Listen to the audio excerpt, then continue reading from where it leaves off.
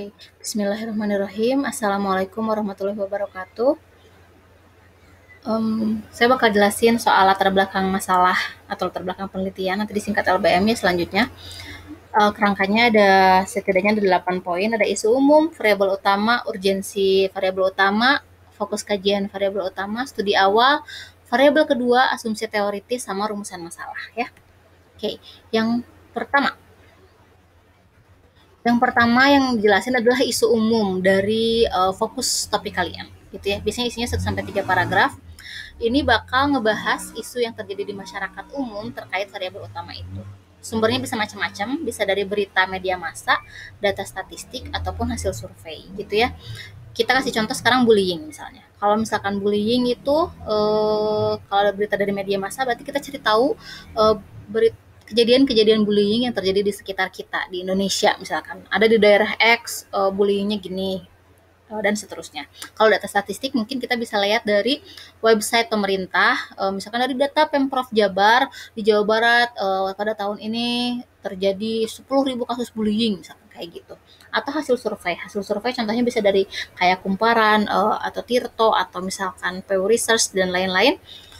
Itu misalkan Indonesia menempati urutan tertinggi kasus bullying paling banyak se-Asia Tenggara misalkan kayak gitu. Jadi yang pas ngeliat teh pembaca teh wah ini memang menarik gitu untuk dibaca selanjutnya gitu. Jadi di awal tuh nyeritain soal isu fenomena yang terjadi di masyarakat terkait ini variabel utamanya ya. Kalau contoh bullying kan nanti bakal dikaitin sama variabel kalian masing-masing, oke? Kemudian setelah itu baru kita masuk ke variabel utamanya. Nah ini tujuannya adalah untuk mengarahkan isu umum yang tadi dijelasin ke variabel utama kita. Nah, ini kalau contoh kalimatnya dalam psikologi fenomena di atas tadi yang udah kamu uraikan dikenal sebagai variabel X gitu. Atau dikenal sebagai bullying tadi kan ya. Nah, abis nyebutin itu baru kita jelasin definisi dari variabel utama itu yang menurut ahli ya. Jadi definisi bullying adalah bla bla bla bla menurut siapa, tahun berapa gitu. Habis jelasin definisi, kita juga harus nyebutin istilah-istilah lain yang mirip dengan variabel utama apa aja. Misalkan oh yang mirip sama bullying, agresi, abuse misalkan gitu ya, kekerasan gitu kan. Nah, terus kalian harus nyeritain juga alasan kenapa variabel utama yang dipilih ketimbang istilah lain tadi gitu ya.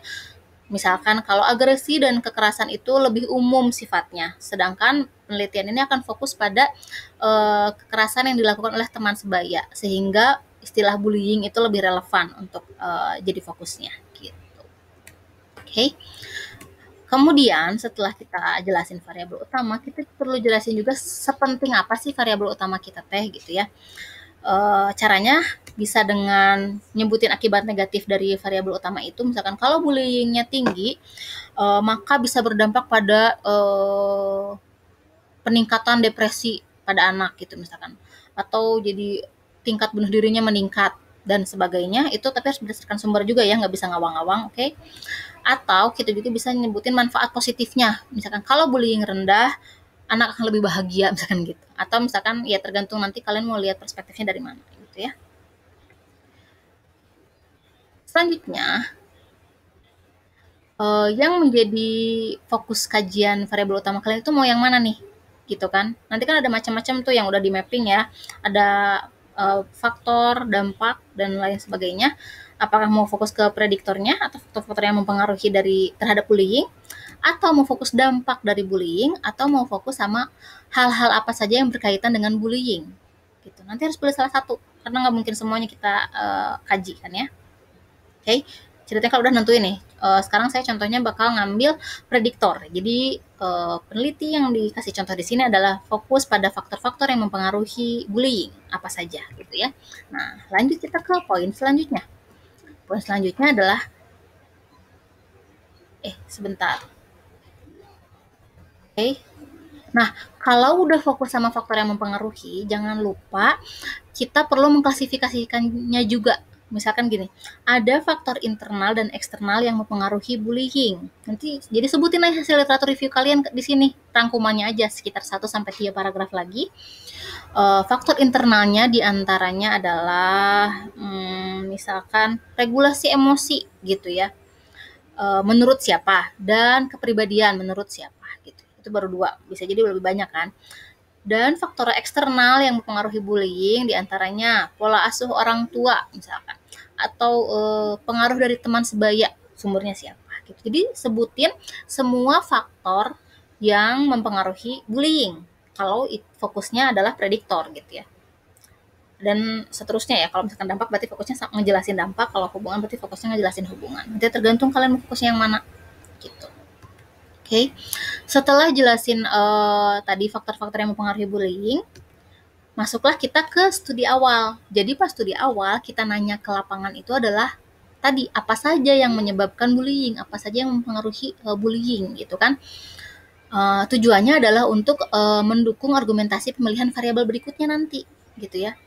Nah, studi awal ini biasanya menjelaskan tentang yang pertama bisa jadi kondisi di lapangan yang unik, yang berbeda dari yang lain, atau berbeda dengan teori yang sudah ada. Misalkan sebelumnya biasanya bullying itu terjadi di sekolah-sekolah yang kualitasnya kurang misalkan.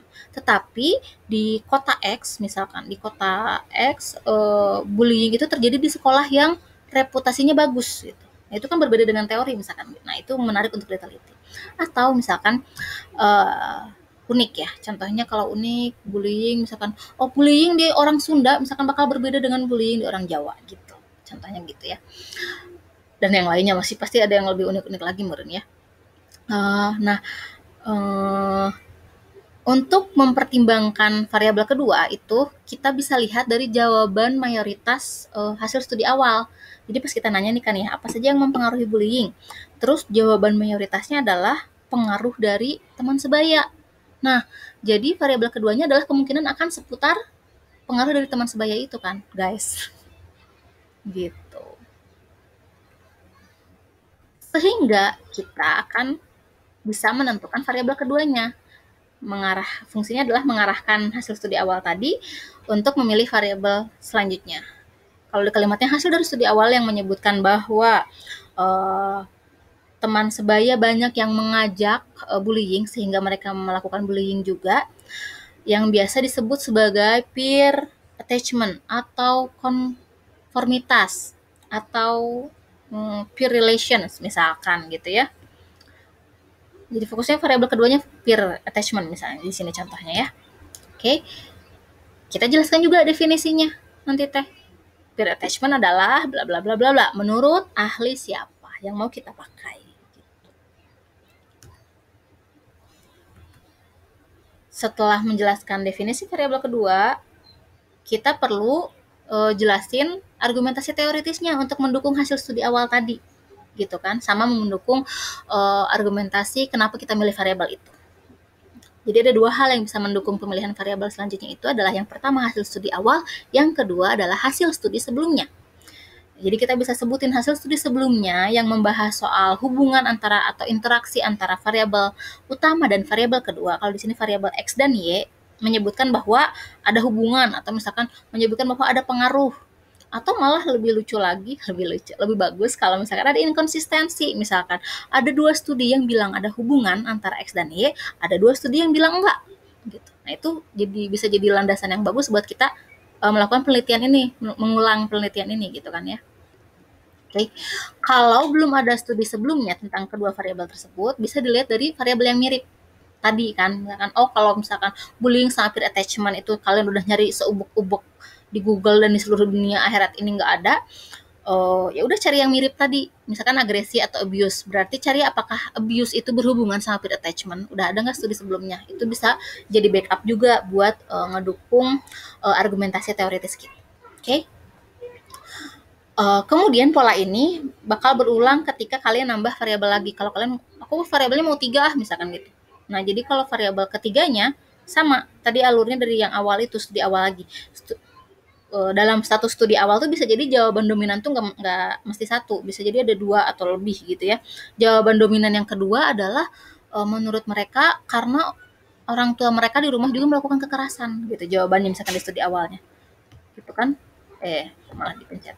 Sehingga nanti variabel ketiganya adalah pola asuh orang tua gitu. Nanti definisi pola asuh orang tua sebutin lagi, kemudian nanti sebutin juga studi sebelumnya tentang variabel pola asuh orang tua dan bullying gitu.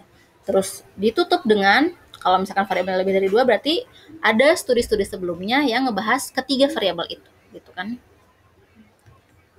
Oke.